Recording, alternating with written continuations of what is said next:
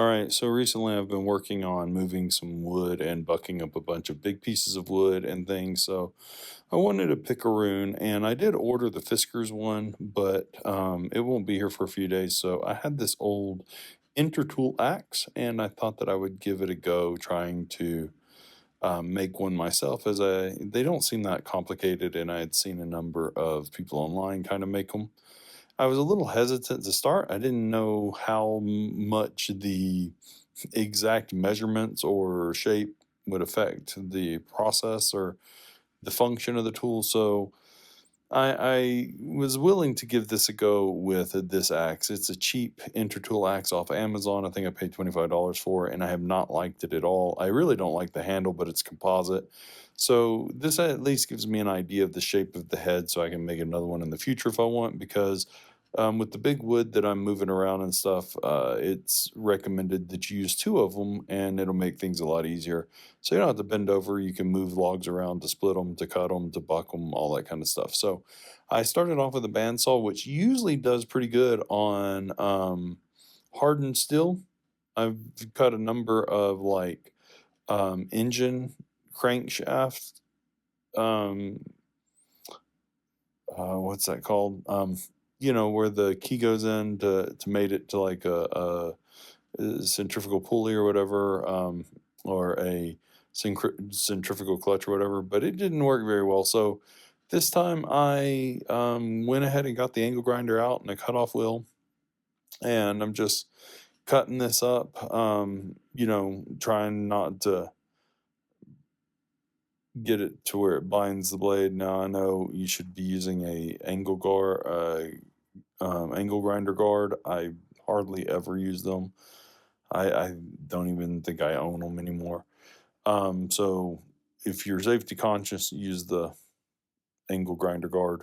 Don't do what I'm doing here. But anyway, so I just kind of roughed it out with a piece of metalworker's chalk soapstone, and I just fought a little bit to get it in a good angle where I could get my angle grinder in there everywhere and the clamp would not be in the way. If you have a bench vise, which I have, it's just not set up right now, and that would probably make it considerably easier.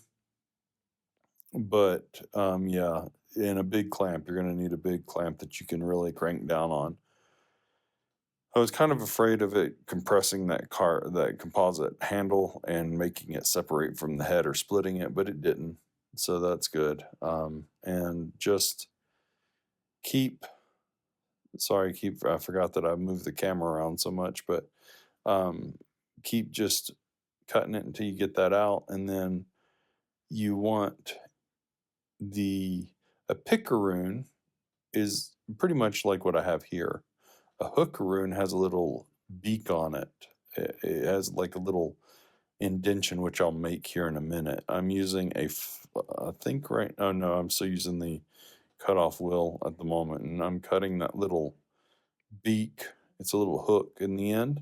It tends when you um, strike wood with it, and then you hold the handle. It tends to hook in and keep the wood from falling off as easily.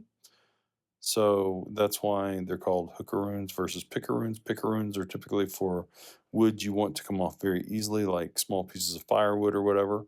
So they are slightly different. A hookaroon also has a little beak so that you can hook stuff. Um, and yeah, so this is the process of just um, grinding it and softening it. Now, the bottom, I didn't actually take the square edges off. I left them on there. Um, I don't know if that's a good thing or a bad thing. It does set harder, and it seems to really dig a bit more. So I think it's probably a good thing for the hardwoods that I deal with. But for a softer wood, if you're doing lots of like pines and spruces that are green, you might not want to do that, or even silver poplars or something like that. Poplar wood, anything that's kind of softer, you might not want to do that because it could potentially get to where it digs too hard, and then you have a hard time getting the wood off, so you might want to soften those edges and make it more round toward the beak so that it doesn't dig in as hard because those square edges on the bottom tend to make it dig. Um, I'm just, you know, finishing it up, and I'm tapering the tip a little bit because I cut the tip off a little bit of which would have been the axe edge. And it's got to be a sharp point, right? So this is yeah, it's done. So let's give this thing a go. This is my first time out with it after I just got it off the bench, and works pretty well actually. Small pieces of wood that are super thin, it will split them in half down the grain. Just know that. But I mean, I'm picking up everything from apple to willow here, silver poplar. That's willow, weeping willow. That's a piece of silver poplar, but it's frozen to the ground and it's huge. I didn't think I'd be able to move that. This is all elm, Siberian elm, and a couple of pieces of ash, velvet ash or green ash, and that's a pretty dense wood. It's pretty heavy.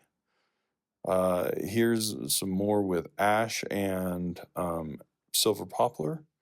Even these little pieces, it does really well. So I'll say that you can strike the softer woods like the silver poplar a little harder and it not split them in half.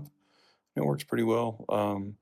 Thinner pieces of like ash tend to split in half, but you can use this thing. You don't have to like swing it into things. You can just, it's sharp enough. You can just grab it with the tip and flip it up and roll it around. So you don't always have to dig it in, but you can use it to carry woods too.